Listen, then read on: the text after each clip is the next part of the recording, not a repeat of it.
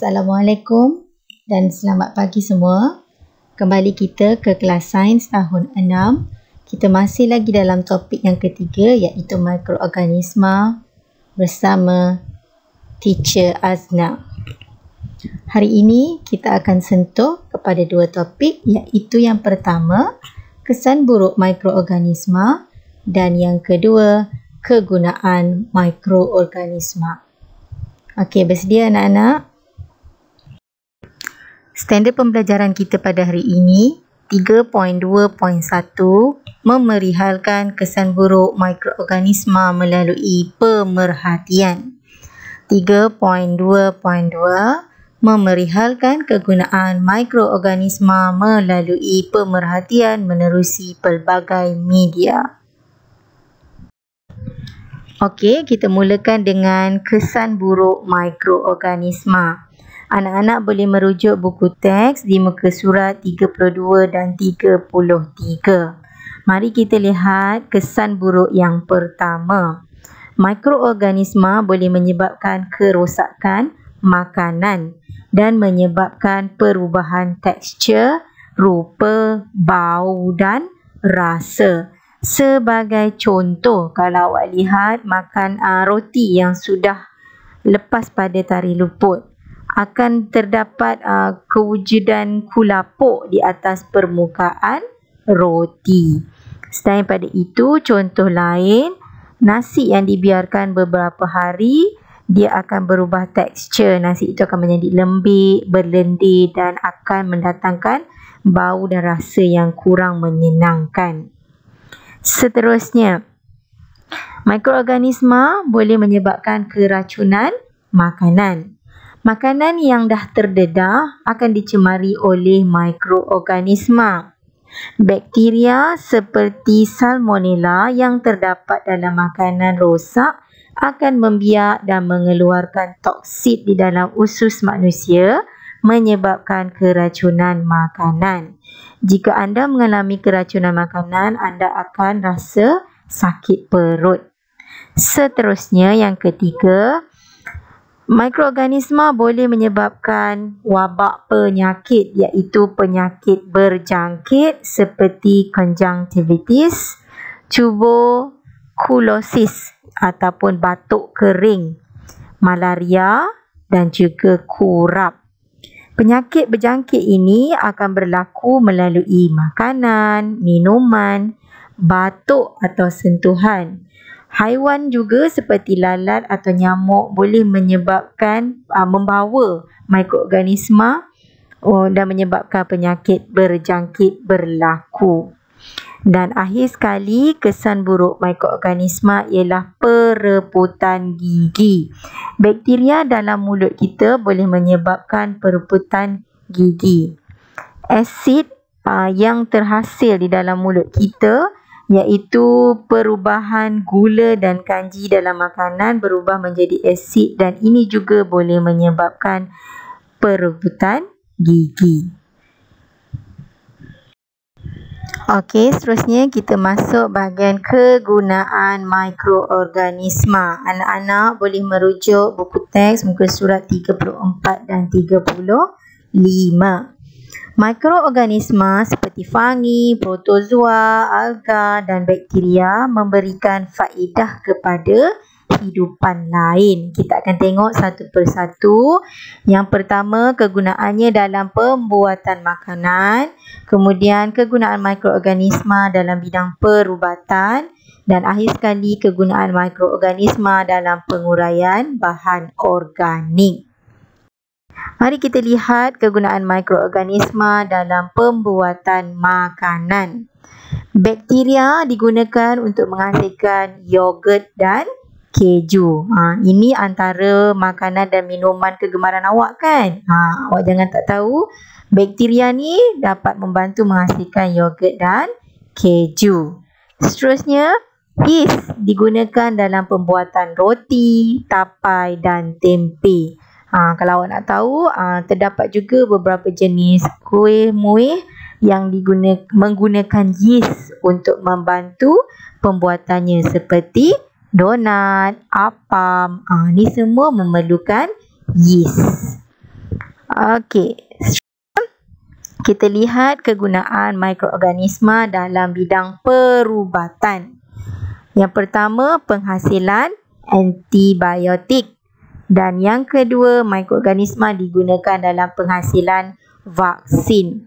Kedua-dua ini dapat membantu menguatkan sistem imunisasi badan. Antibiotik dan vaksin digunakan untuk menghalang pertumbuhan mikroorganisma yang menyebabkan penyakit. Seterusnya kita lihat kegunaan mikroorganisma dalam penguraian bahan organik. Apa bahan organik ni? Kalau nak tahu, bahan organik ni adalah baja yang diperbuat daripada bahan-bahan organik.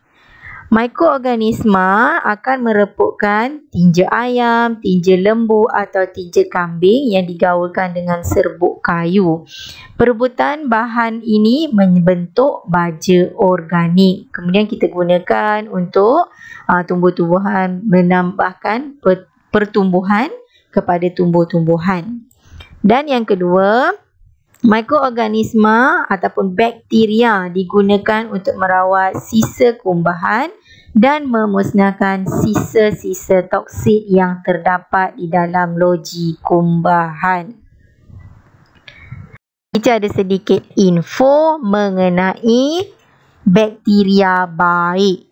Okey, Lactobacillus adalah sejenis bakteria baik yang digunakan untuk menghasilkan yogurt. Lactobacillus juga hidup di dalam usus manusia untuk memecahkan karbohidrat agar makanan mudah dicernakan dan mengelakkan cerit-berit. Okey, Lactobacillus ni selalunya ada dalam yogurt, minuman yogurt awak suka minum tu kan. Okey, jangan tak tahu dalam tu ada bakteria baik. Saya ada satu lagi info mengenai peluh. Okey, peluh badan kita ni sebenarnya tidak berbau, tetapi kehadiran bakteria pada badan yang bercampur dengan peluh menyebabkan badan kita berbau.